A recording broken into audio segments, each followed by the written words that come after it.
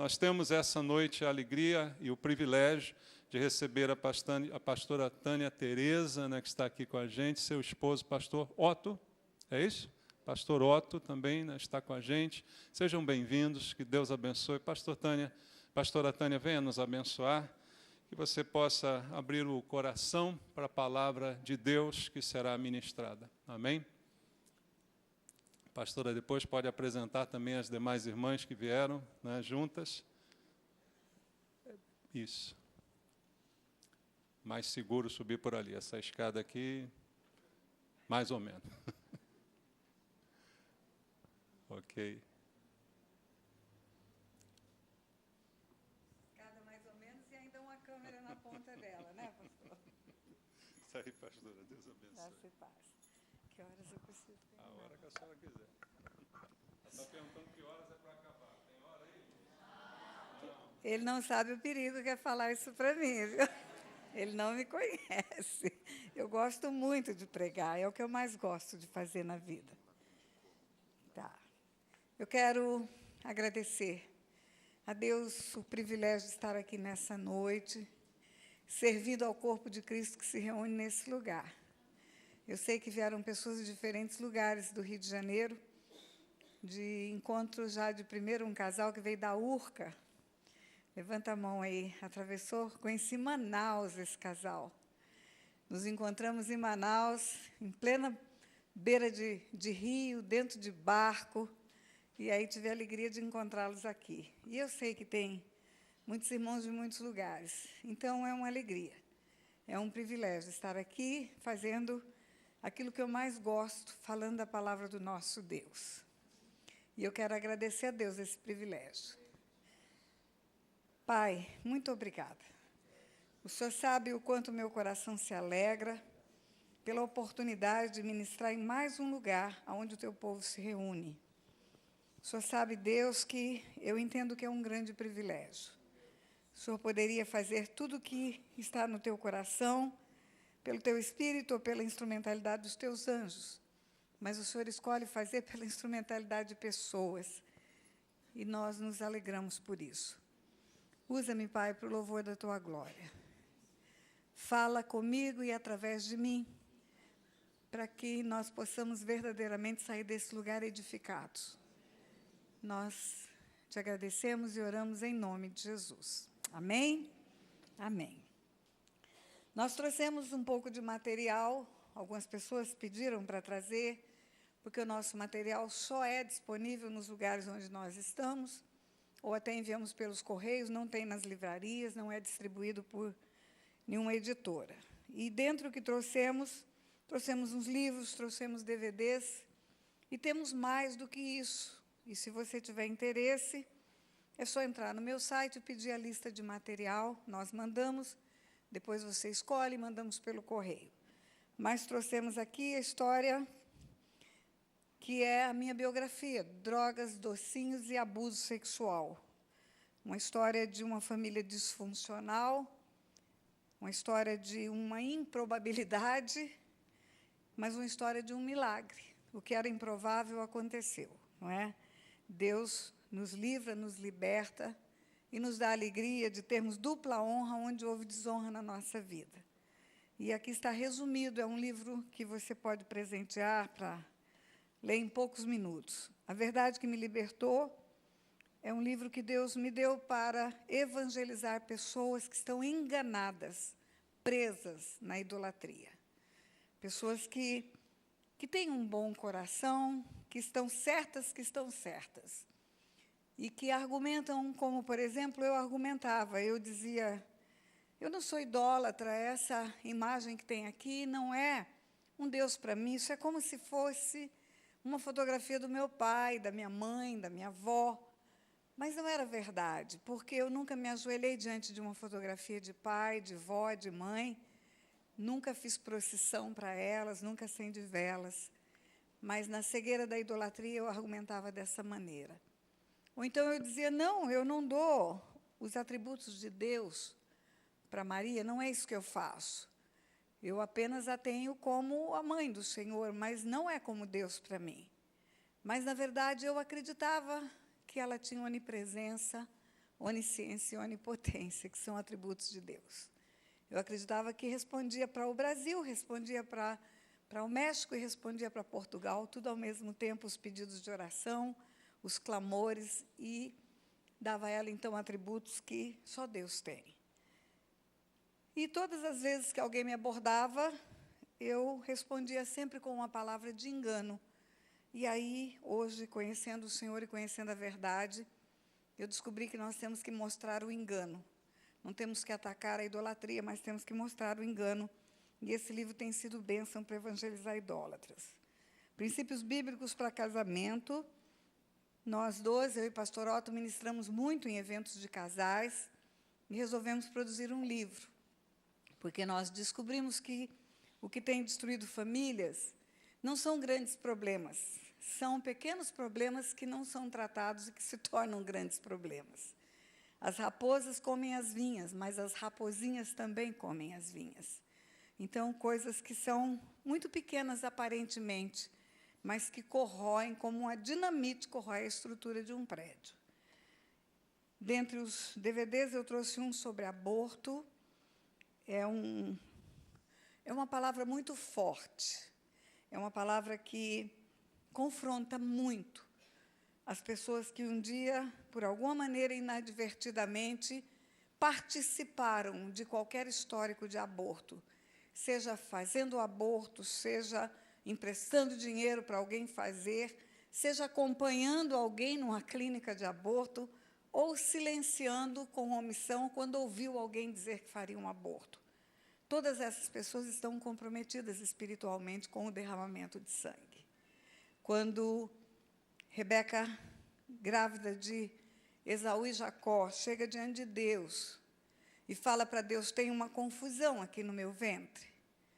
Haviam 2 meninos e certamente um desconforto. Deus responde para Rebeca: tem 2 nações no seu ventre. Ele não responde: tem 2 crianças. E nem diz: tem 2 meninos, e nem diz: tem Esaú e Jacó. Ele diz: tem 2 nações. Se Rebeca abortasse Jacó, teria abortado a nação de Israel toda.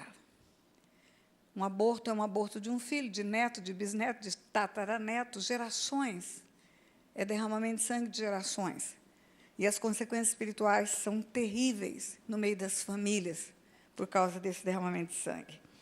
E, finalmente, paternidade é um texto completo daquilo que eu vou falar um pouquinho para você nessa noite, porque é um tema muito abrangente para falar numa noite, num culto. Mas abre a tua Bíblia em Gálatas 4, que eu quero compartilhar com você algo da palavra de Deus. Gálatas 4, a partir do versículo 4.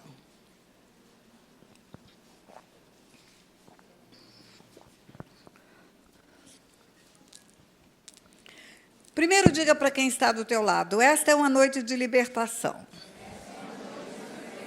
Diga: neste lugar haverá libertação.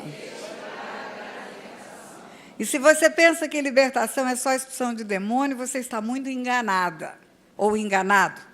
Porque a palavra de Deus diz: conhecereis a verdade e a verdade vos libertará.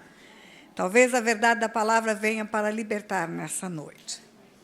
Versículo 4 em diante, está escrito assim: vindo, porém, à plenitude do tempo, Deus enviou o seu Filho, nascido de mulher, nascido sob a lei, para resgatar os que estavam sob a lei, a fim de que recebêssemos a adoção de filhos. E porque vós sois filhos, Deus enviou ao vosso coração o Espírito do seu Filho, que clama: Abba, Pai. De sorte que não sois mais servo, porém filho, e se sois filho, também herdeiro de Deus. Eu tenho falado em todos os lugares onde eu vou que a fé não vem pelo ler, e também não vem pelo procurar. É bíblico isso. Não é palavra da pastora Tânia, é palavra de Deus. A fé vem pelo... Então, eu quero que você escute esse texto. Diga assim: vindo à plenitude dos tempos. Não leia, só escute. Vindo à plenitude dos tempos. Deus enviou o seu Filho, nascido de mulher, nascido sob a lei, para resgatar os que estavam debaixo da lei. E porque vós sois filho, Deus enviou ao vosso coração o Espírito do seu Filho, que clama: Abba, Pai, de sorte que não sois mais servo, mas sois filho. E se sois filho, sois também herdeiro de Deus. Você vai falar isso olhando para a pessoa que está do seu lado. Você vai contar para ele o que está escrito. Olha no olho dessa pessoa e diga: vindo à plenitude dos tempos, Deus enviou o seu Filho, nascido de mulher, nascido sob a lei, para resgatar os que estavam debaixo da lei. E porque vós sois filhos,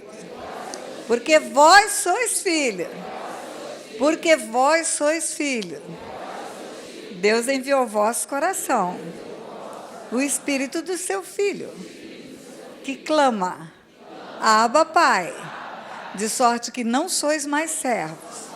Diga: servo não. Diga: não. Sois filho.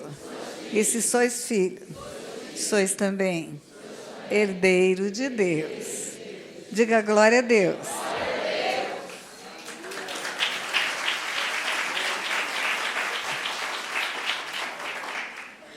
Pastor, eu passei a vida inteira dizendo que eu sou servo de Deus, e a senhora me quebra a perna no primeiro minuto do culto. Você não é servo. Você não é servo. Você é um filho que serve o Pai. Jesus, quando ficou para trás, com 12 anos de idade, e foi procurado por sua mãe, ele fala: eu estou cuidando dos negócios do meu pai.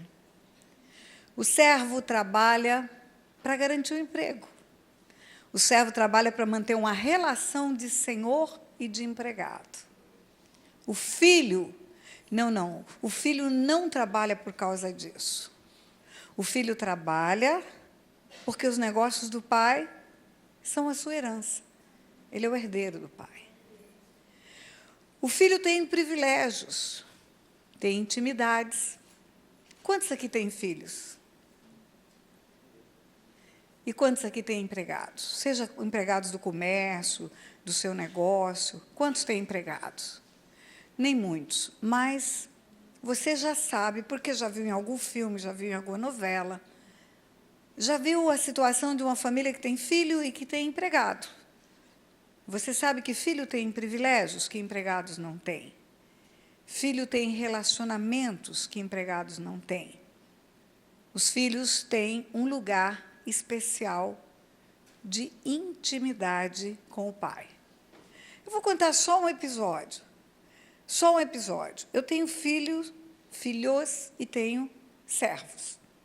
Eu tenho filho homem e filha mulher, Leonardo e Simone. Eu tenho um servo homem e uma serva mulher. O servo homem é seu Raimundo, trabalha comigo há muitos anos. A nossa filha era solteira, ela já fez bodas de prata. Já tem uma filha casada, que tem 29 anos. Então, ele trabalha conosco há quase 40 anos.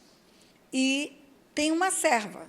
A serva, ela não trabalha tanto tempo, nós viajamos muito, fazemos uma rotina de intenso deslocamento, então não podemos dar ao luxo de ter uma pessoa o tempo todo conosco, não precisa. Ela vai 2 vezes por semana, a casa é muito grande, limpa a segunda embaixo, terça em cima, ou o inverso. E aí ela chama Ana Cláudia. Seu Raimundo, todos os dias, vai dar comida para o cachorro, mexe com o jardim, enfim, faz o grosso. Ana Cláudia faz o fino 2 vezes por semana. E temos o filho, Leonardo e Simone. Nem seu Raimundo, nem Ana Cláudia sabem onde nós estamos agora, para você ter uma ideia. Se você perguntar, ligar para a minha casa, falar para o seu Raimundo, sabe onde a doutora Tânia está? Ele vai dizer: sei não, eu sei que ela viajou. Se você ligar para a minha filha e falar, sabe onde ela está? Ela vai dizer: sei. Ela está pregando em tal lugar, assim, assim. Quando estava vindo para cá, eu falei com os dois, com a minha filha e com o meu filho, no WhatsApp, conversei com eles durante a vinda. Não conversei com a Ana Cláudia, não conversei com o seu Raimundo. Não tem a mesma conexão. No final do ano, meu filho foi com os 2 filhinhos dele passar o Natal em casa. E eles fizeram uma brincadeira comigo, coisa de meninos. Fizeram uma brincadeira comigo. Eu acordei com os 3 em cima de mim na cama. O meu filho e os meus 2 netos. Eles fizeram uma tal de uma pirâmide, que o filho sobe e o filho adolescente sobe e o filho criança sobe, um em cima do outro, fazendo montinho na vovó. Vamos fazer montinho na vovó. Vamos fazer montinho na vovó. Você acha que seu Raimundo pode fazer montinho na minha cama? Servo não tem intimidade. Filho pode deitar na sua cama. Seu empregado não pode. A minha filha tem um ditado muito engraçado. Ela fala: mãe, o que a mão não leva, a casa entrega. A mão é a dela. Ou seja, o que eu não encontrar em casa, ela levou. É isso que ela está querendo dizer. E ela leva o que ela precisa. Eu fico, às vezes, 1 mês fora de casa. Eu estava na Europa, cheguei, fiquei 2 dias, viajei, fui para os Estados Unidos, fiquei 1 dia. Então, a minha casa está entregue para ela. Está entregue. Seu Raimundo limpa, a Ana Cláudia limpa, e ela faz o que ela quer. Vai e faz o que quer. E aí, um dia, eu cheguei de viagem, ela usa sapato, eu compro maior do que meu pé, porque o dela é 35, o meu é 34, ela vai usar mesmo, então eu já compro 35, que vai dar certo para as 2. Usa bolsa, usa perfume, tudo que servir nela, ela usa. Chocolate que eu ganho, enfim, na geladeira para dar para as crianças quando chegarem, ela vai, leva o que ela precisa e o que ela deseja, ela leva. E um dia eu cheguei de viagem e eu não encontrei o meu frigobar. Eu tenho uma casa de 2 andares, no andar de cima o escritório e os quartos, e lá no escritório ficava o frigobar, para eu não ficar descendo toda vez que precisava beber água gelada. E aí um dia eu cheguei de viagem, sumiu o frigobar. Aí eu liguei para ela: Simone, a mão levou, né? Levou. Ela levou o frigobar. Ela é veterinária, a geladeira onde guarda as vacinas estragou, as vacinas não podem se perder, e ela tem a mamãe e o papai que tem um frigobar, ela corre lá e pega. O seu Raimundo nem a Ana Cláudia não pode pegar o frigobar. Eles não podem fazer isso. É totalmente diferente relação de servo e relação de filho. E nós fomos feitos por Deus para sermos filhos, imagem e semelhança de Deus, para sermos filhos. Adão não foi feito para ser jardineiro do Éden. Adão foi feito por Deus para ser filho de Deus. Está escrito isso, Lucas capítulo 3, a partir do versículo 23, aqueles textos enjoados que a gente não gosta muito de ler, fulano, filho de fulano, filho de fulano, filho de fulano, é uma genealogia.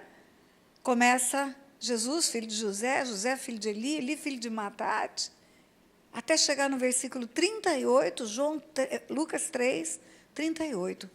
Adão, filho de Deus. Está escrito, Adão, filho de Deus. Deus formou um filho. Quando ele colocou o homem no Éden, e ele colocou o homem para dominar sobre a terra, existe um princípio espiritual, está inserido no Salmo 115, versículo 16, que diz: os céus são os céus do Senhor, mas a terra deu a ele, aos filhos dos homens. Os céus são os céus do Senhor, mas a terra deu-a ele, aos filhos dos homens.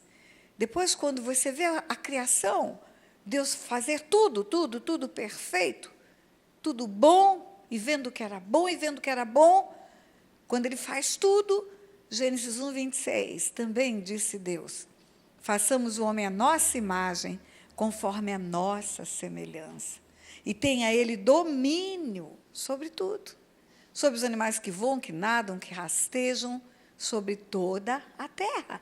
A terra é um presente de Deus para o homem.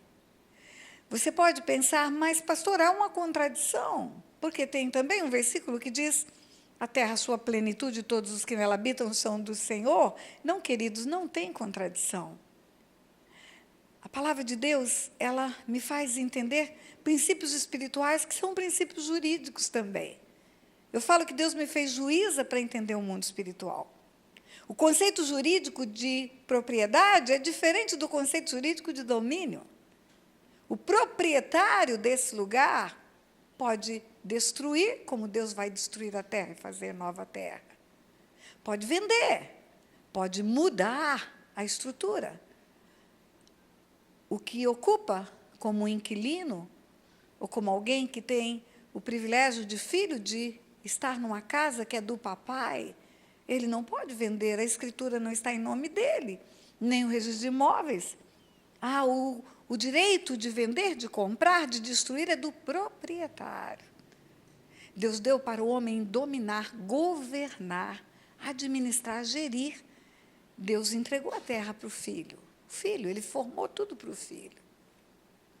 E o texto que nós lemos diz, vindo a plenitude do tempo, ou dos tempos, como tem alguma versão. O que é isso? O que é plenitude dos tempos? Deus enviou o seu filho, nascido de mulher, nascido sob a lei. A plenitude do tempo é um tempo determinado. Chegou o dia D. O dia que Deus escolheu, e esse dia foi escolhido antes da fundação do mundo. O cordeiro foi aprovisionado antes da fundação do mundo. Antes de Deus dizer haja luz, ele disse haja cruz. O cordeiro foi aprovisionado antes da fundação do mundo, sabe por que eu sei? Porque está escrito na carta aos Efésios. Antes da fundação do mundo, ele nos abençoou com toda sorte de bênçãos espirituais. Nas regiões celestiais, mundo espiritual, e em Cristo Jesus, nos predestinou para filho, nosso destino prévio, antes da nossa formação. Era para sermos filhos. Como Deus pode fazer isto? Como Ele pode prever o pecado e prever a redenção e prever a cruz antes de fazer o homem, antes de fazer o mundo? Muito simples, Ele é onisciente. Na onisciência dele, Ele tem a presciência, a capacidade de prever. Por isso, Ele pode falar do Apocalipse. Por isso, Ele pode revelar para João na ilha de Patmos o final. Porque o final e o começo, para Ele, é a mesma coisa. Ele é eu sou, é um tempo único do verbo. No mundo espiritual, não se aplicam as leis da física. Tempo, espaço, não existe no mundo espiritual. Tudo é aqui, agora. Para nós, que temos uma limitação, que é decorrente dos nossos sentidos, passado, presente e futuro, para nós é meio complicado entendermos essa história de eternidade, de infinitude, porque nós estamos limitados num corpo físico. Somos um espírito, temos a eternidade, mas nós estamos presos nos sentidos desse corpo físico. O que é o presente para você? O que é o presente para nós? É aqui agora, é só essa sala. O café da manhã de hoje, o lanche que eu tomei antes de vir para pregar, já é passado. Não é mais presente. O nosso presente é só este exato momento. E está limitado a este limite onde nós estamos. Você não pode saber, neste momento, o que está acontecendo no seu carro que está lá fora. Só o que está acontecendo nessa sala, agora, o que os teus olhos veem é o teu presente. A tua percepção sensorial te diz que o teu presente é isso aqui. E o teu passado? Eu vou fazer 69 anos em fevereiro. Eu posso contar a minha história para você? Toda ela? Em 3 horas. No máximo, eu conto para você, detalhe por detalhe, muito mais até do que tem narrado nesse livro. Como que alguém pode colocar 68 anos em 3 horas? Quantas horas tem 69 anos? Mas eu não me lembro de tudo. O meu passado, para mim, a memória do meu passado está restrita àquilo que me marcou mais, ou de alegria ou de tristeza. Eu não sei o que eu tomei de café da manhã do dia 4 de abril desse ano. Não sei. Se você me perguntar onde eu estava no dia 12 de setembro, eu também não sei, eu tenho que olhar a agenda, porque cada dia estou num lugar. O que eu estava vestindo no dia 5 de dezembro do ano passado, também não sei. O seu passado só fica na sua memória, aquilo que é mais marcante, ou pelo bem ou pelo mal. E o seu futuro? Seu futuro é nada para você. Eu tenho tido necessidade de me acomodar para pregar, Os púlpitos normalmente são altos, os pastores são grandes.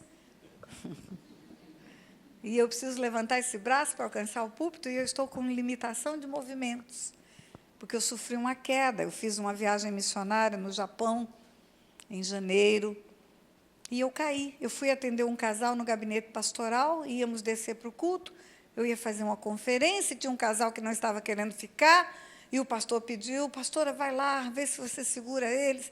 Tudo bem, pastor, eu vou fazer o atendimento, mas assim que começar o acorde do violão, eu vou descer, porque eu quero adorar também. E ele inadvertidamente apagou a luz da sala, que eu tinha que sair para descer uma escada. E eu saí do gabinete, tinha um degrau de 10 centímetros, só. E eu caí. E foi um caos. Porque eu lesionei um nervo. Eu lesionei um nervo que faz o braço fazer todos os movimentos. Separou, ficou 3 centímetros. Encurtando a história, teve que vir para o Brasil fazer uma cirurgia. Eu fiquei 20 dias pregando no Japão, com dor. Aí, essa cirurgia, depois, um tempo na tipóia, com o braço assim, e agora fazendo alguns exercícios para recuperar o movimento. Por que eu estou te contando isso? Porque se eu pudesse ver o futuro, se eu saberia 10 minutos antes que eu ia cair, e eu não cairia. Você evitaria tudo se você pudesse ver o seu futuro. Você evitaria todos os males. Você não sabe nada. Mas Deus está vendo do seu alto e sublime trono, presente, passado e futuro, tudo é a mesma coisa para Ele. Ele não é o eu fui, nem o eu serei, Ele é o eu sou. Então, Ele pode, antes de fazer o mundo, saber da queda do homem. E, sabendo da queda do homem, pode aprovisionar o cordeiro. Isso que é vindo à plenitude dos tempos, Deus enviou o seu Filho. E continua o texto: nascido de mulher, nascido sob a lei. Por que teve que nascer de uma mulher? Por que ele não aparece com 30 anos no alto de uma montanha? Podia? Podia, Deus pode tudo. Não há limites para Deus. Mas Deus não trabalha fora de princípios. Os princípios que Deus estabelece, Ele se enquadra neles. Como assim, pastora? Ué, se eu sou uma juíza e se eu aplico uma lei para as pessoas, como é que eu vou descumprir essa lei? Eu não poderia ter autoridade para falar dessa lei se eu não estivesse também respeitando essa lei. E os céus são os céus do Senhor, mas a terra deu Ele aos filhos dos homens. Os céus são os céus do Senhor, mas a terra deu Ele aos filhos dos homens. Façamos o homem a nossa imagem, conforme a nossa semelhança, e tem Ele domínio sobre tudo. Então, a terra é dos homens. E aí o princípio é: um espírito sem um corpo é ilegal na terra. Os espíritos precisam de corpos para terem legalidades para atuar na terra. Por isso os demônios incorporam. Por isso o Filho de Deus teve que vir em carne. Por isso o Espírito Santo incorpora a igreja. É pela instrumentalidade de pessoas, de corpos, que Deus opera. Ele veio em carne também por outra razão.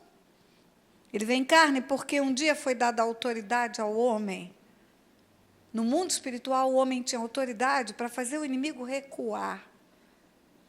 Quando Deus coloca o homem para guardar o jardim, por que guardar? Por que você guarda seu carro? Por que você guarda suas joias? Por que você guarda o seu dinheiro? Porque tem ladrão. O ladrão que vinha para matar, roubar e destruir, ou que veio para matar, roubar e destruir, já estava na terra.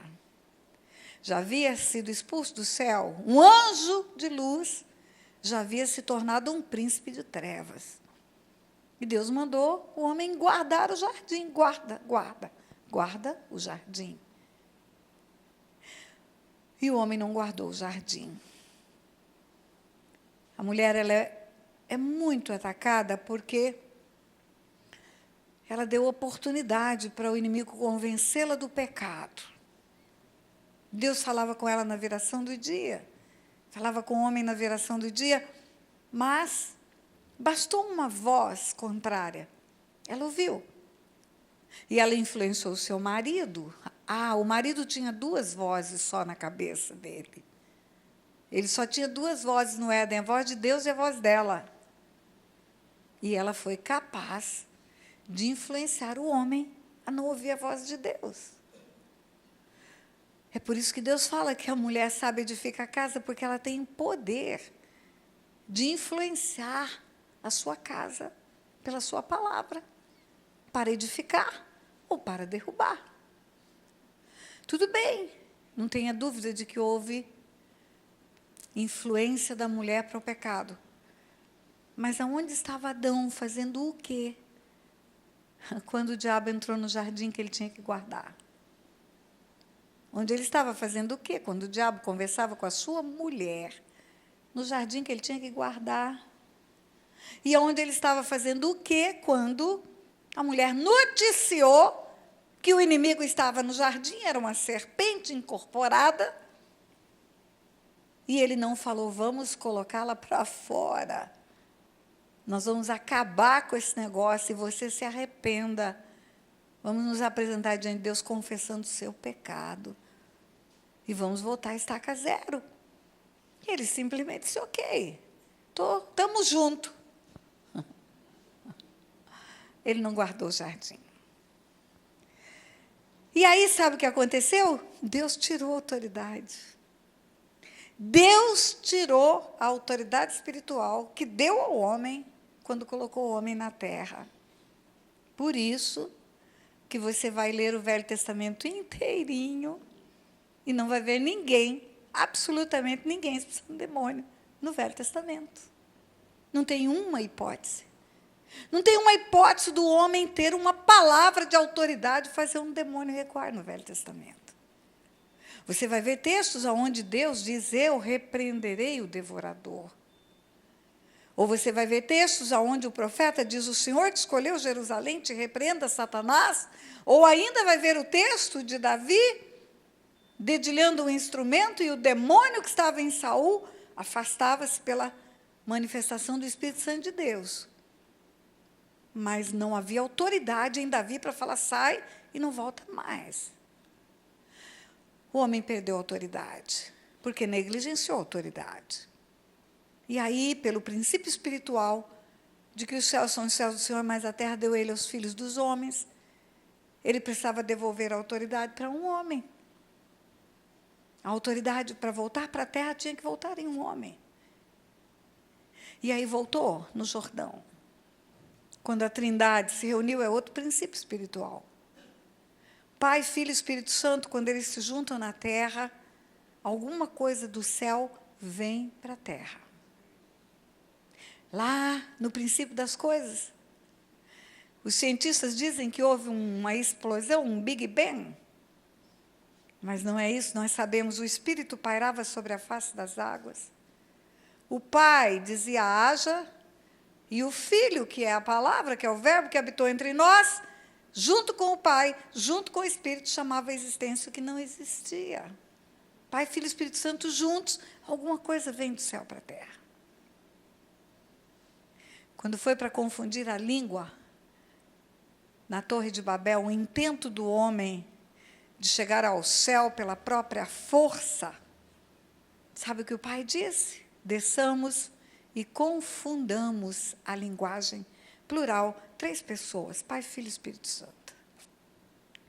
Na hora de fazer o homem, Gênesis 1, 26, também disse Deus, façamos o homem, plural, Pai, Filho e Espírito Santo.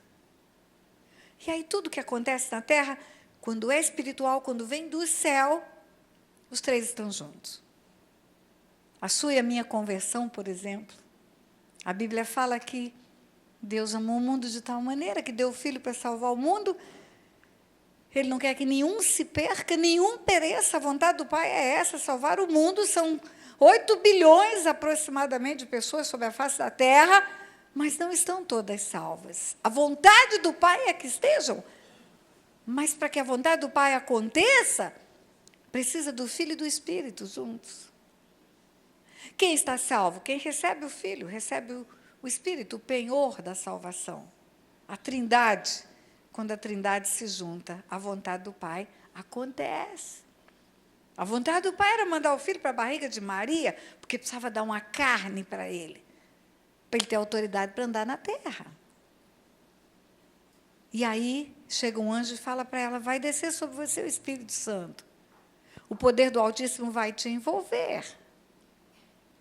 Olha o pai mandando o Espírito, e ela responde, cumpra-se minha palavra. De novo, o pai, o filho, que é a palavra e o Espírito, e o céu vem para a barriga dela. E tudo é assim. E aí, no Jordão, quando estava sendo batizado o filho, o Espírito desce em forma de pomba. E a voz do pai é ouvida dizendo, este é o meu filho amado em quem me comprazo. A Trindade se junta na terra. E quando a Trindade se junta na terra, sabe o que acontece? A autoridade volta para a terra e vem em um homem. Em um homem. Ali volta a autoridade espiritual para o homem. Por isso que só depois daquele momento foi permitido a Jesus encontrar-se com o diabo. O Espírito leva ao deserto para ser tentado só depois do Jordão.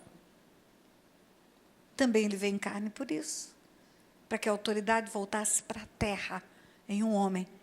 A autoridade que ele delegou para os 12, delegou para os 70, delegou para todo aquele que crê. Ele veio em carne por outro motivo também. Ele veio em carne para morrer na cruz. Ele veio para cumprir em si mesmo a lei. A salvação não é de graça para mim e para você.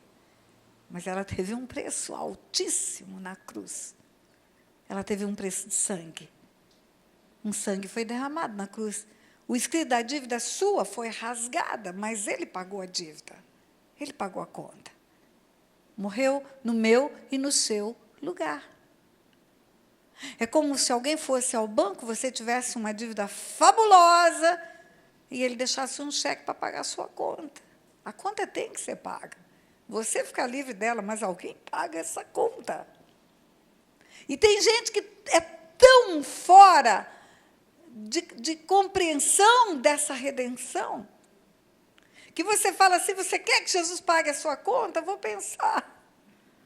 Imagina se ele devesse 1 milhão no banco e eu falasse, você quer que eu pague sua conta no banco? Ele dizer, rapidinho, eu quero. Mas quando se trata dessa conta de pecado, ele não entende. Enfim, vindo à plenitude dos tempos, Deus enviou o seu filho, nascido de mulher, nascido sob a lei, para resgatar os que estavam debaixo da lei. A lei não acabou. A lei não acabou. Jesus fala, ele diz, eu vim para cumprir. Ele só deixou a lei mais pesada. Ele diz, está escrito, não adulterarás. Se você olhar para a mulher e desejar, você já está adulterando. Não matarás. Se você odiar e tiver pensamentos de destruição de alguma pessoa, você já está matando. A lei continua valendo, só que a conta não vem para nós. A conta vai para ele. E aí, vindo à plenitude dos tempos, Deus enviou o seu filho, nascido de mulher, nascido sob a lei, para resgatar os que estavam debaixo da lei. E quando você é resgatado, você se torna filho. Você tinha o DNA de filho em Adão, mas em Adão todos pecaram, todos foram destituídos da glória de Deus, destituídos do DNA. Perdeu o DNA de filho. Mas quando você se converte, quando você recebe Jesus, recebe esse sacrifício, você se torna filho, o DNA volta. Está escrito que ele veio para os seus não receberam, mas tantos quantos receberam, deu-lhes o quê? De serem feitos filhos de Deus. A saber, os que creem no seu nome. Os filhos de Deus são empoderados na terra. Deu-lhes o poder. Está escrito, deu-lhes o poder. Escute o que está escrito. Você é empoderado, você é filho de Deus, você é empoderado na terra. Você recebeu o DNA de novo. Você está linkado com o céu de novo. A conexão com o Wi-Fi do céu aconteceu de novo. Você era desse mundo, agora você é Joe, de outro mundo. Você agora não é mais desse. Jesus fala, vocês não são desse mundo como eu desse mundo não sou. Ele fala quando ele ora a oração sacerdotal. Isso é Joe. A pessoa que está do seu lado é Joe. Ela é de outro mundo. E aí, se você é filho, você tem o Espírito. E se você tem o Espírito, a função principal do Espírito é te ensinar a ser filho. Vindo à plenitude dos tempos, Deus enviou o seu Filho, nascido de mulher, nascido sob a lei, para resgatar os que estavam debaixo da lei. E porque vós sois filhos, Deus enviou ao vosso coração o Espírito do Filho. Em Romanos 8, fala que é o Espírito de adoção, mas em Gálatas 4, fala Espírito do Filho, que clama, Abba, Pai, Abba, Pai, Abba, Pai. Esse Espírito está gritando dentro de você, Abba, Pai, meu papai, meu pai, meu paizinho.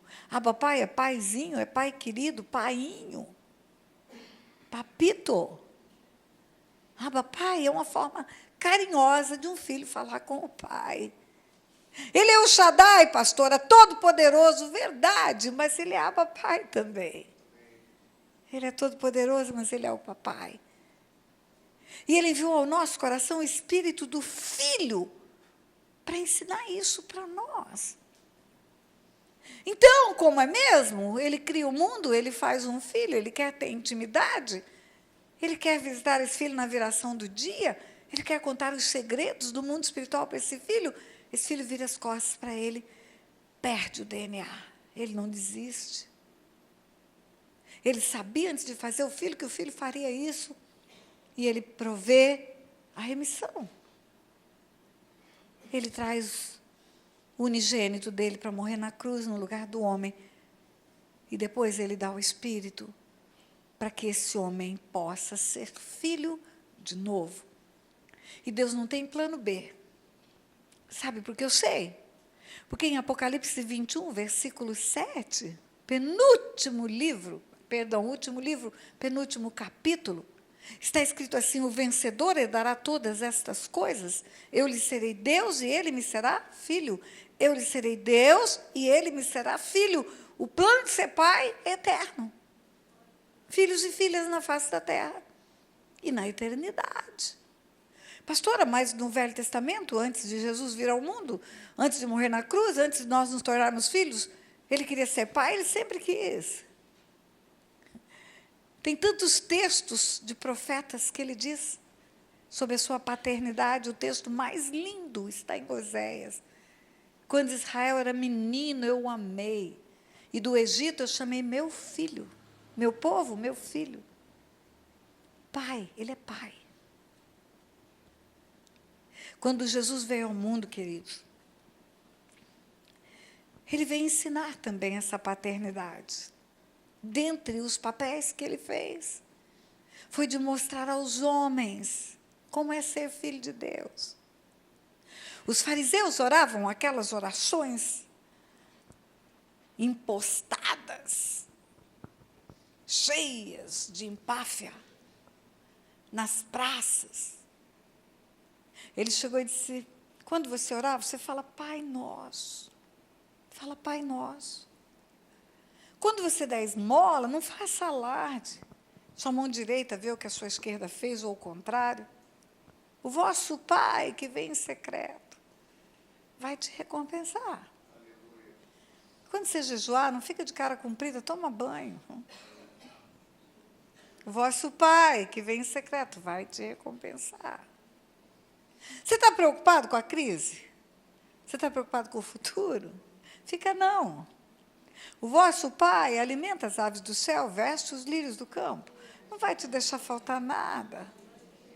E ele começa a falar, Pai, Pai, Pai.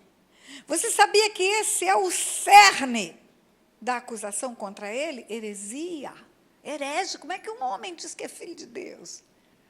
É blasfêmia. Mas ele veio para ensinar isso. Um dia ele estava comendo com pecadores, e ele estava andando com pecadores. Lucas capítulo 15 conta, o caput, a cabeça desse capítulo, Os primeiros versículos contam que ele foi criticado por fariseus, porque ele estava andando e comendo com pecadores.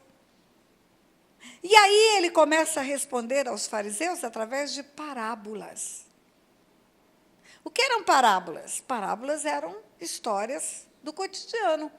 Parábolas eram histórias aparentemente comuns, triviais, coisas que eles conheciam. Um dia um discípulo falou: por que o senhor fala através de parábolas? Ele disse: porque não é a todos que é dado a conhecer os mistérios do reino dos céus. Então, parábolas eram chaves espirituais que mostravam mistérios do reino dos céus. Você tem uma porta aqui, ampla, que dá entrada de acesso a esse lugar. Ali tem uma fechadura, não mais do que 8, 10 centímetros de tamanho. No meio dela tem um orifício dentado, onde uma chave precisa entrar e fazer clique, encaixar perfeitamente para abrir essa porta. E, ao abrir essa porta, você pode adentrar num lugar amplo, confortável, cheio de cadeiras, iluminado. Chaves espirituais te levam a grandes revelações. Chaves espirituais te fazem compreender grandes coisas. E quando o discípulo fala: por que o senhor fala através de parábolas? Ele fala: porque não é a todos que é dado a conhecer os mistérios do reino dos céus. Mas a vós eu explico, os discípulos, e nós somos discípulos, precisamos conhecer os mistérios do reino dos céus. Eles estão disponíveis para nós. E Jesus começa a responder para os fariseus, que o criticaram porque ele comia e andava com pecadores através de parábolas. E ele fala a parábola da dracma perdida, da ovelha perdida e do filho pródigo. Essas são as respostas que ele dá aos fariseus que o criticaram. E, em especial, na parábola do filho pródigo, ele conta a história de um homem que tinha 2 filhos. E o mais novo fala: pai, me dá a parte que me cabe. Vai com a sua parte. O pai repartiu os haveres.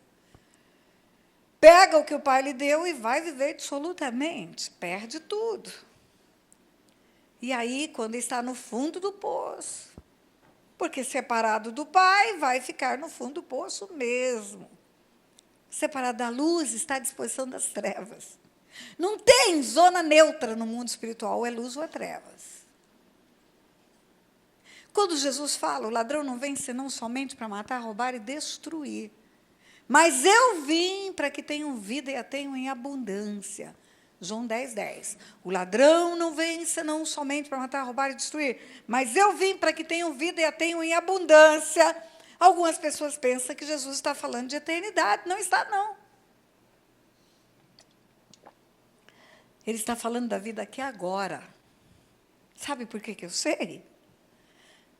Porque na eternidade, o ladrão vai estar no lago de fogo e de enxofre. Ele não vai roubar, nem matar, nem destruir. Ele mata, rouba e destrói aqui, agora. Agora. E aí, aquele filho vai viver dissolutamente, longe do pai, longe da luz. E longe da luz é morte. Não tem desviado. Isso é um crentez que nós inventamos, porque tem português, japonês, inglês, e tem crentez também. A parábola do filho pródigo conta de um filho que morreu. Morreu. Seu irmão estava morto e reviveu. Estava perdido e foi achado. E aí aquele rapaz cai em si, quando ele está no fundo do poço, mortinho da silva. Fora da presença de Deus, no pecado é morte, o salário do pecado é morte. O salário do pecado é morte para quem nunca veio, e para quem veio e voltou para a lama, é morte de novo. Precisa converter-se outra vez. E aí aquele filho volta arrependido. Quando ele volta, é interessante, porque a Bíblia diz que ele pensa no pai, pensa nos trabalhadores do pai. E aí ele diz: voltarei para a casa do meu pai.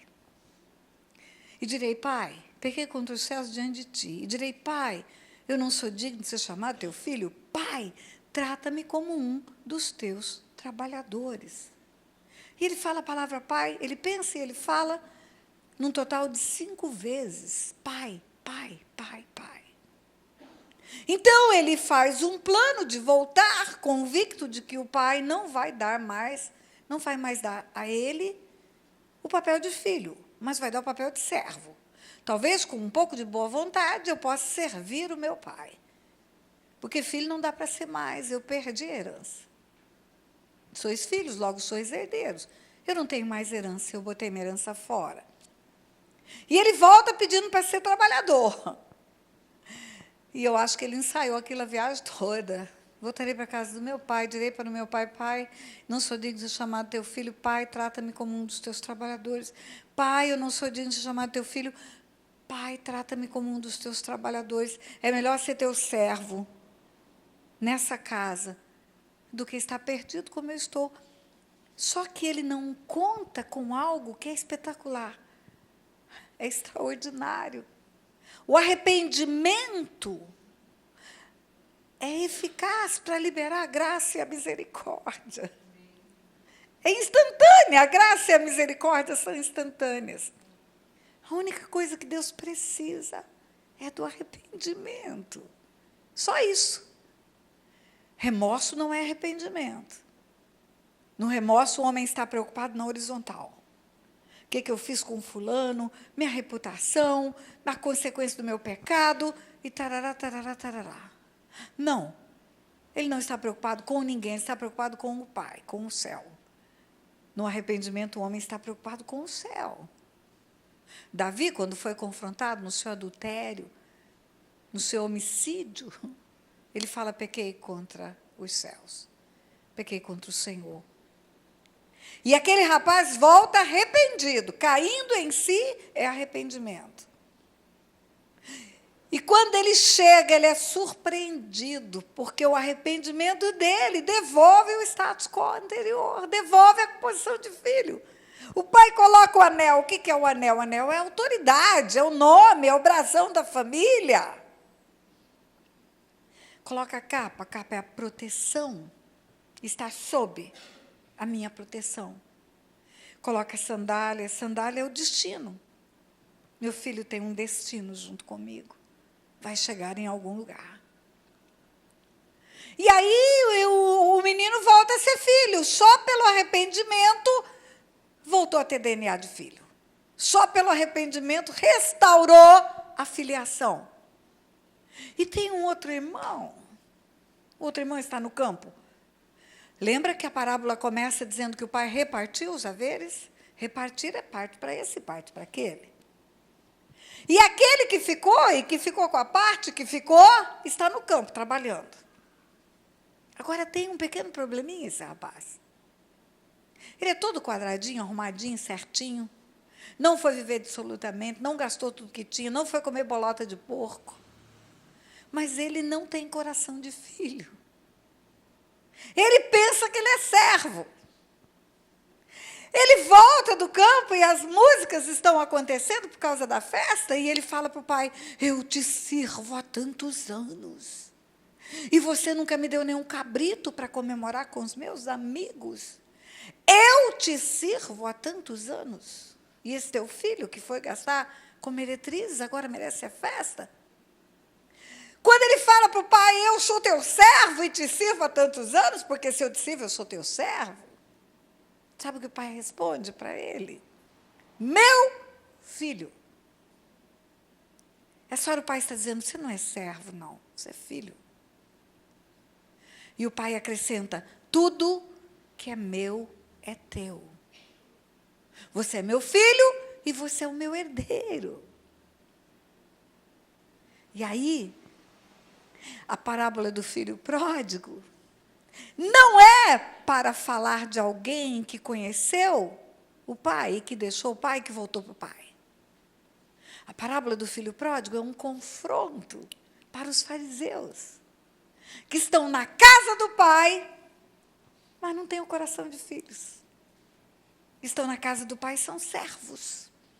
Sabe o que Jesus está falando na parábola do filho pródigo? Vocês estão na casa do meu pai, vocês estão nas sinagogas, vocês estão orando, estão aí com as suas, com os seus lamentos, com os seus choros, com os seus jejuns, mas são incapazes de ter conexão com o céu, porque se tivessem, saberia a dor que há no coração do meu Pai pelos pecadores que estão morrendo aí fora. Vocês estão na casa do meu Pai, mas vocês se sentem só servos. Vocês não se sentem filhos, porque se filhos fossem, vocês chorariam a dor do irmão que está morrendo. Vocês sofreriam com a morte do irmão. E vocês se alegrariam com a salvação do irmão. Vocês são só servos. Vocês não são filhos. E sabe qual era o problema dos fariseus? Eu dei o nome. Você conhece como religiosidade. Eu digo, é orfandade espiritual. É orfandade. São órfãos. Eles têm Deus no alto e sublime trono, grande, tremendo, majestoso, maravilhoso, pelo sopro da boca destrói o universo, mas nunca sentiram o colo do Pai. Eles nunca puderam dizer, Abba, Pai. Jesus estava entre os homens. Eles estavam falando dessa vinda por gerações. As profecias diziam que viria. Um dia Jesus chegou numa sinagoga, isso está no Evangelho de Lucas, capítulo 4, a partir do versículo 16, abriu o livro do profeta Isaías, e leu o texto que esse irmão leu para abrir o culto de hoje. O Espírito do Senhor está sobre mim, me ungiu para isso, para isso, para isso, para isso. Aí ele fechou o livro, olhou para o povo e falou, hoje se cumpriu a escritura que acabais de ouvir. Sabe o que significa? Ele disse, vocês estão lendo essa profecia há 700 anos, porque Isaías nasceu no ano 685 a.C. Vocês estão lendo há 700 anos que viria um. E sobre esse um viria o Espírito, e ele viria com poder e autoridade para curar, salvar e libertar. Eu sou o cara. Sou eu. Estou aqui na sua frente. Hoje se cumpriu a escritura que acabais de ouvir. Sabe o que eles fizeram? Queriam jogar Jesus de um despenhadeiro. Por quê? Por que eles sabiam tanto da lei? Eles conheciam tanto das profecias, mas eles não identificaram o Messias. Por que um homem simples, chamado Simeão, estava na sua casa, e o Espírito fala para ele, vai para o templo que você vai ver o Messias. E Simeão vai. Chega lá, era um bebê no colo de Maria, era só um bebezinho. Mas quando Simeão viu aquela criança de dias, o Espírito falou para ele, é o Messias.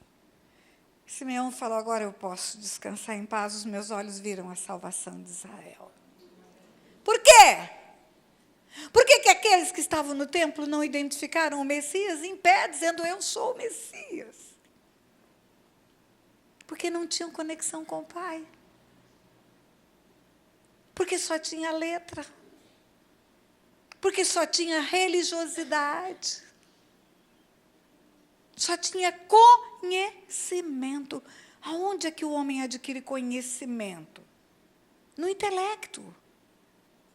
No intelecto, o homem tem corpo, alma e espírito. Corpo, alma e espírito. Corpo, alma e espírito. O corpo é o que você está vendo aqui, que teve a lesão no supraespinhoso. A alma é onde estão as minhas emoções, minhas vontades e meu intelecto. Meu intelecto está na minha alma. Tudo que eu estudei de direito para passar num concurso para juiz federal está na minha alma. Tudo, tudo, tudo. Tudo está na minha alma. Se eu estudar inglês, é na minha alma. Se eu estudar japonês, é na minha alma. E aonde que eu discerno Deus? No meu espírito. Deus é espírito. Importa que o adoremos em espírito e em verdade. Apenas espiritualmente discerne-se coisas espirituais. A conexão do homem com Deus dá-se no espírito. Não é no conhecimento. É no discernimento. É outra história. Conhecimento não é bom, pastora? É ótimo. Eu sou uma estudiosa. Mas eu posso ser uma teóloga de estudar Deus 30 anos e nunca ter ouvido a voz de Deus. Porque teologia é estudo de Deus. Theo, Deus, logos, estudo. Existia uma mulher nessa nação, tinha um programa de televisão antigamente chamado J. Silvestre. Esse programa fazia premiação para quem respondesse sobre um determinado assunto sem errar. Cada programa o desafio aumentava. E essa mulher, eles estão rindo de mim ali, o pastor Otto e a Luísa, porque está dizendo que eu sou velha. Bem-vindo ao time. E tinha uma mulher nessa nação, o nome dela era Aglaia, eu guardei até o nome da mulher. Ela respondia sobre Lampião. Lampião, Maria Bonita e o cangaço todo. Essa mulher ganhou prêmios, ela ficou rica. Cada programa eram perguntas mais difíceis. Cada programa eram perguntas mais difíceis. Por que essa mulher acertava todas? Porque ela estudou tudo sobre Lampião. Tudo. Todos os livros que escreveram. Entrevista com todo mundo que conviveu com ele. Ela fez um profundo apanhado de informações e virou doutora em Lampião. Agora, pergunta se essa mulher um dia sentou para tomar um café com Lampião. Não, não. Quando ela nasceu, eu já tinha morrido. Eu estou te mostrando que conhecimento não é intimidade. Não é intimidade. E os filhos de Deus precisam ter intimidade com Deus. Eles precisam ouvir a voz do Pai. Eles precisam brincar de montinho na cama do Pai. E eu tenho aprendido, queridos, tratando de pessoas, trabalhando com cura e libertação há mais de 30 anos, quase 40 já. Tem um curso que nós damos a cada 2 meses, chama SILC, Seminário Intensivo de Libertação e Cura. O SILC é realizado no estado de São Paulo, 5 dias, de segunda a sexta-feira, para não atrapalhar o pessoal ir para as suas igrejas. Cuidando de pessoas, cuidando de líderes, cuidando de pastores, ensinando pessoas a cuidar de pessoas. Eu tenho aprendido algo muito sério. Eu tenho aprendido que a figura paterna, o pai que nós tivemos, o pai biológico que nós tivemos, ele pode criar em nós, nos relacionamentos que tivemos com ele, facilidade ou dificuldade de chegarmos ao coração de Deus como filhos. Pode, pastora, isso? Pode. Eu vou te dar um exemplo dramático. Uma criança estrupada pelo pai. Sofre um estupro do pai, abuso sistemático dos 6 aos 12 anos de idade. Isso existe, pastor? Existe. Existe. Essa criança estuprada pelo pai, ela cresce, se converte. Alguém convida ela para vir à igreja um dia e ela vem. E aí, quando você falar para ela, Deus é pai, ela quer que Deus seja qualquer coisa na vida dela, menos pai. Pai, não. E pode não ser consciente. Pode ser algo que ela nem consiga identificar. Pais que deixaram filhos passarem necessidades. Gastaram tudo que tinha com drogas, com prostitutas. E as crianças cresceram, sabendo que tem um pai que não dá um tostão.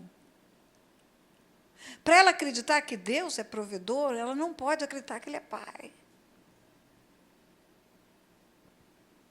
Aquele pai que não quis reconhecer a ligação com o filho. Não, não é meu filho, não. Aí a mulher tem que entrar com ação de investigação de paternidade, para depois entrar com um pedido de pensão alimentícia, para dar comida para o filho. Para ele acreditar que Deus está preocupado com ele, que Deus é amor, não pode ser Deus pai. Pai não pode ser pai. Ele desassocia a figura paterna da figura divina, mas é a mesma figura. É a mesma pessoa. Uma criança que não tem atenção do seu pai biológico nunca tem atenção. Nunca. Quando ela acorda, o pai já foi embora. Quando o pai volta, ela já dormiu. No final da semana é o futebol, é a pescaria, é o amigo, é a televisão, é a igreja. Não tem um tempo para o seu filho, não escuta o seu filho, não toma ele pela mão. O dia que esse menino se converte, que ele vem para a igreja, para ele acreditar que Deus escuta ele, que Deus responde às orações dele, ele tem que dizer que não é pai. Pai não. Os relacionamentos nossos com os nossos pais biológicos, eles podem facilitar ou atrapalhar o nosso relacionamento com Deus. A figura paterna é tão importante na vida de uma criança, que até a sexualidade da criança, ela pode ser firmada pela figura paterna. Às vezes pensamos que a mamãe ensina a menininha a ser menininha e o papai ensina o menininho a ser menininho. Ok, nas coisinhas do dia a dia, instruções, tudo bem. Mas a identificação da sexualidade é o pai que dá para os dois. É um mistério isso para mim. Deus Pai formou macho e fêmea. Gênesis 5, está escrito, no dia em que Deus formou o homem, a sua imagem e semelhança o formou, macho e fêmea, os formou e os abençoou, e deu a eles o nome de Adão. Foi Deus Pai que formou. E aí, ele delega para o pai, para que a criança cresça com uma convicção plena da sexualidade que ela tem, porque o sexo biológico, o Deus Pai deu, e o Pai da Terra vai ajudar na compreensão dessa sexualidade. Sabe como funciona na prática? Imagina um homem de bem que tem um menininho e uma menininha. Imaginem que esse pai é provedor, é protetor, é amoroso, é cuidadoso, interessado nos seus filhos, leva os filhos para a escola, cuida, faz a disciplina na medida certa, sem abuso. Quando o menino olha para esse modelo, ele vê um herói. É tão agradável para ele aquela figura daquele pai forte, protetor, amigo, que ele vê um herói. O que o menino faz quando ele encontra um herói? Ele quer ser igual ao herói. Tem menino que quer ser igual ao Batman. Tem menino que quer ser igual ao Super-Homem. Quando o herói dele é o papai dele, ele quer ser igual ao papai. Ele fixa a sua identidade sexual de menino, vendo um homem de bem que é o seu pai. E a menininha? A menininha, ela não vê um herói. A menininha vê um príncipe. Ela quer conquistar o pai dela. Você pergunta para as menininhas desses pais excelentes, quem é o namorado, ela vai dizer, meu pai. Com quem que você vai casar? Com o papai. Tem menininha que tem ciúme da mamãe. Uma vez, uma pequenininha estava num casamento que nós celebramos. Depois ela sentou na nossa mesa e ela falou para mim, pastora, no dia do meu casamento, ela devia ter uns 3, 4 aninhos, 5 no máximo. No dia do meu casamento, eu vou ficar tão linda, que quando meu pai me ver, ele vai desmaiar. Aí eu pensei na cabeça dela, o noivo é o pai. Na imaginação do casamento dela. Toda menininha que tem um pai, que é um modelo, ela quer casar com ele. Se a mamãe chega para a menininha e fala, você está linda, o efeito é 5. Se o pai fala, você está lindo, o efeito é 10. Se a mamãe passa a mão no cabelinho dela, é uma alegria. Se o papai passa, é dupla alegria. A figura paterna fixa a sexualidade da criança. Eu atendi um menino que estava confuso na sua sexualidade. Menino não, um rapazinho, já 19 anos, confuso na sua sexualidade. Ele falou, eu não quero ser homem, pastora. Meu filho, você é homem, olha para você. É visível a quantidade de testosterona que você tem, todo cheio de pelo no corpo. Olha o tamanho do seu pé, olha a sua voz grossa, olha o gogó que você tem, olha o tamanho do seu ombro.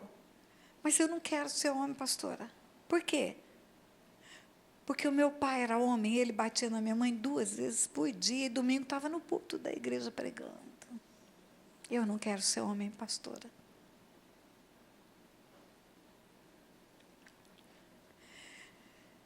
Você não sabe o que esses ouvidos escutam. Você não sabe que tem história de menina que foi abandonada pelo seu pai e passou a vida inteira procurando seu pai. E o dia que ela encontra esse pai que era promíscuo quando ela nasceu, por isso nem cuidou dela, porque ela nasceu de uma relação sexual irresponsável. O dia que ela encontra com esse pai, ela se apaixona por ele. E ela se torna amante do próprio pai. Porque ela estava buscando a sua sexualidade, que como menininha não foi encontrada. A figura paterna, queridos, é tão importante. Ela vai representar para uma criança a própria figura do Deus Pai. E aí todos aqueles problemas que nós tivemos com os nossos pais biológicos podem ter facilitado ou atrapalhado o nosso encontro com Deus. Um pai com um abuso de autoridade, Deus disciplina os filhos porque Ele ama. Ele não disciplina porque Ele quer machucar. Ele não disciplina porque Ele é mau e sádico. Ele disciplina para colocar no prumo. E, às vezes, esse abuso de autoridade, ele é subliminar. Chega a criança com um boletim, notas excelentes. O pai fala, não fez mais do que obrigação. Você só come e dorme. Aí, um dia, o filho traz uma nota vermelha, só uma, apanha. Ou é privado de regalias, disciplinado. Pastora, a senhora está dizendo que eu não posso disciplinar um filho que tira nota baixa? Não estou dizendo isso. Eu estou dizendo que se você é um pai que disciplina, mas não premia, você está representando tudo, menos Deus na vida dessa criança. Porque o Deus Pai que nós conhecemos, Ele pune 4 gerações e abençoa 1000. A mão dele é muito mais cheia de bênçãos do que de punição. E aí uma criança que é punida pelo seu pai, não é premiada nunca, não é elogiada nunca, não é estimulada nunca. Ela vem para a igreja, ela tem grande chance de ser órfã espiritual religiosa. Vai caminhar sem ter intimidade com Deus. Às vezes não é tão sutil a disciplina, às vezes ela é mais declarada. Bate até machucar. Às vezes joga na parede, tem traumatismo craniano. Eu estou falando de casos que nós atendemos. Às vezes é abandonada. A criança até os 3 anos tinha o pai dentro de casa, tudo de lindo. Um belo dia o pai se une com uma mulher que conheceu na internet e desaparece. E aquela criança fica. Em resumo, queridos, é muito mais do que eu posso dizer para você numa única noite. Mas o que eu quero dizer para você é que aquilo que foi produzido em nós, pelos nossos pais, podem ser os motivos que hoje atrapalham a intimidade que Deus quer ter conosco, de sermos filhos dEle, de ouvirmos a voz dEle, de termos acesso aos mistérios do reino dos céus. E agora, pastora? A senhora jogou uma bomba em cima de nós. O que faremos?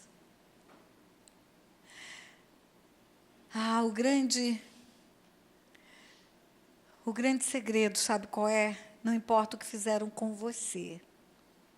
Importa o que você vai fazer com o que fizeram com você. Perdoa. Perdoa esse pai que talvez tenha também tido um pai que agiu exatamente igual com ele. Perdoa. Existe um discurso errado do mundo que fala: eu não posso dar o que eu não recebi. Não posso abraçar um filho, não posso beijar um filho, porque eu nunca fui abraçado, nunca fui beijado. Isso não é verdade. Você pode dar tudo o que você não recebeu com Jesus na sua vida. Eu digo exatamente o contrário. Você perdeu como filho, você vai perder o resto da vida, agora como pai você precisa ganhar. Você tem que ser carinhoso, amoroso, protetor, provedor. Tudo que te faltou, você começa a dar para o seu filho. Perdoa esse pai que abandonou, perdoa esse pai que abusou, perdoa esse pai que te lançou fora, não te deu nome. Aqui tem gente que vive do tempo em que podia ter pai ignorado na certidão de nascimento. Não registrava o filho, não dava o nome para o filho. Perdoa. Pastor, o que é perdoar? Eu vou dizer para você o que não é perdoar. Perdoar não é esquecer. Não é esquecer. Deus não dá amnésia. Amnésia é doença, esquecimento é doença. Perdoar é lembrar e perdoar o erro do passado. Mas, pastora, está doendo muito ainda o abandono que eu sofri. Perdoar também não é não sentir nada.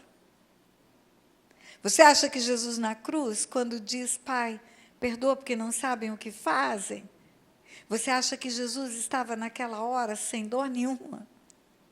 Maior dor, maior grandeza do perdão. Não sei quem é meu pai, fui maltratado, fui abandonado, fui humilhado. Eu não sei se você conhece a minha história. Eu falei que esse livro é a minha biografia. Mas eu tinha necessidades tão grandes na minha infância que não eram supridas pelo meu pai. Eu dei o meu jeito. Eu ia para o lixo da cidade de Aquidauana catar metais para vender no ferro velho da cidade. Uma colher velha, uma tampa de bule quebrada, um ferro de passar roupa que estragou, tudo era jogado no lixo. E tudo virava dinheiro no ferro velho da cidade. Abusada sexualmente pelo homem que vendia drogas para minha mãe. Tinha tudo para ser uma pessoa infeliz, doente, enferma. Mas o dia que eu me encontrei com Jesus, eu aprendi junto que a minha salvação também pode trazer no pacote o meu perdão para as pessoas que me magoaram. Eu recebi tão grande perdão. Eu recebi uma caixa d'água. Eu não vou dar um copinho de água para o meu pai? Eu vou dar. A minha filha já tinha 12 anos quando eu reconciliei com meu pai. Eu fiz o caminho para chegar até ele. Porque é outra mentira, que para você fazer uma reconciliação, um tem que fazer uma parte, outro tem que fazer, um tem que fazer, outro tem que fazer, encontra no meio. Não. Você pode fazer sozinho, chegar do outro lado sozinho. Você pode sair desse culto hoje e atrás do seu pai hoje. Chegar e falar, pai, vamos começar do zero. Você pode dar o primeiro abraço nele hoje. Ou o primeiro telefonema carinhoso para ele hoje. A grande verdade é quando eu me reconciliei com meu pai. Porque até aquele dia, e a minha filha já tinha 12 anos, eu era órfã espiritual, era religiosa. Sabia tudo de Bíblia. Aqui. No mesmo lugar que eu estudei direito, estava a palavra de Deus para mim. Mas a palavra tem que estar aqui. É com o nosso coração, nosso íntimo, nosso ser inteiro, que nós chegamos ao coração do Pai como filhos. Não deixa que nada atrapalhe você ser filho, não. Não deixa que as dores que você vivenciou como filho, te atrapalhem de ter o relacionamento com Deus que Ele quer ter com você. Quando o filho ciumento chega e fala, eu te sirvo há tantos anos, e você nunca me deu nenhum cabrito para comemorar com os meus amigos, ele fala, meu filho, tudo que é meu é teu. Nessa noite ele está dizendo para você, meu filho, minha filha, tudo que é meu é teu. Eu te dei o planeta, eu te dei o meu filho, eu te dei o meu espírito, eu te dei os meus anjos, eu te dei um certificado de vida eterna, eu te dei a garantia que eu quero ser teu pai, o que mais que você quer? Não deixa a orfandade atrapalhar você, de ouvir a voz do pai, porque atrapalhava a mim. Eu nunca tinha ouvido a voz de Deus. Era como um canudo entupido, cheio de craca. O dia que limpou aquilo lá, Ele pôde soprar em mim. Curva a tua cabeça.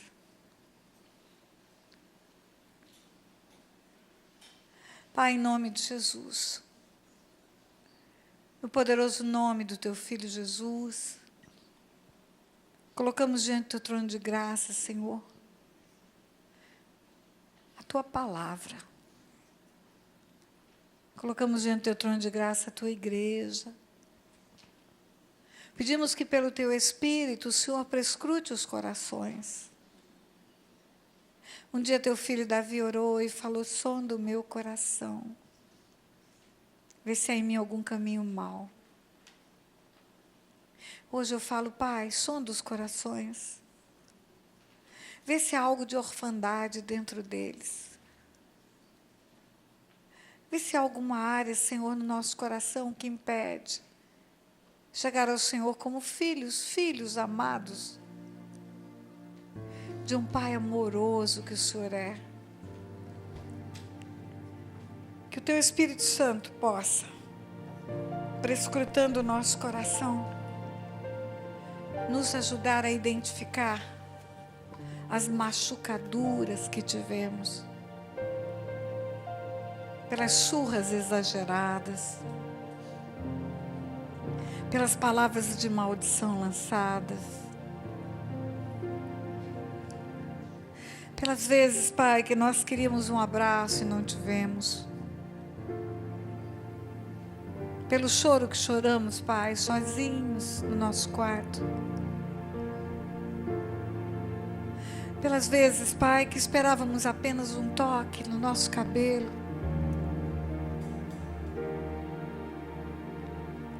Pai, eu sei que nesse lugar tem pessoas que sofreram abuso do seu próprio pai. Aquele que tinha que ser o protetor foi o abusador, Pai. Mas nós entregamos tudo isso na cruz. Entregamos na cruz a falta de cuidado. Quantos de nós ouvimos coisas que nos marcaram profundamente, Senhor, que feriram a nossa alma, que romperam com as nossas esperanças, mas nós entregamos no Teu altar, Pai. Entregamos no Teu altar. Ajuda-nos a perdoar, Pai. Esse Espírito que nos ajuda a dizer Abba, Pai, é o mesmo Espírito que convence do pecado, da justiça e do juízo, que pode nos mostrar se em nosso coração existem feridas que impedem que escutemos a Tua voz, porque não queremos nada em nós, Pai, que impeça a intimidade contigo. Queremos chegar no Teu colo, queremos o Teu abraço, queremos conhecer os mistérios do reino dos céus. Queremos, Pai, ser chamados de filhos, filhos, filhos, filhos. Queremos dizer papai, paizinho, pai querido, pai, pai amado. Eu sei que ouviremos: vinde, benditos do meu Pai, para o reino que vos está preparado desde antes da fundação do mundo, porque nós somos herdeiros deste reino. Os servos não têm herança, os filhos têm. Tua palavra diz: sois filhos, sois herdeiros. Ajuda-nos, Pai, a identificar em nós tudo aquilo que impede correr para o teu abraço. Porque nós não queremos ser órfãos espirituais, não, Pai. Não queremos ser como aquele filho ciumento que fala: eu te sirvo há tanto tempo. Porque era comigo que isso acontecia, Pai. Eu sei como é. Eu sou serva, eu te sirvo. Eu sou serva, eu te sirvo. Não, Pai, eu sou tua filha. Eu sou tua menina. Eu sou tua filha, Pai. Se no meio de vocês tem alguém que tem essa ferida de orfandade e quer entregar isso no altar hoje: não quero mais ser órfão, nem quero mais ser servo, eu quero ser filho que serve. Fica em pé. Onde você está? Nosso espaço é pequeno aqui na frente. Eu quero fazer uma oração específica com vocês. Não tenha vergonha, não. Vergonha de ter sido ferida? Não tenha vergonha, não.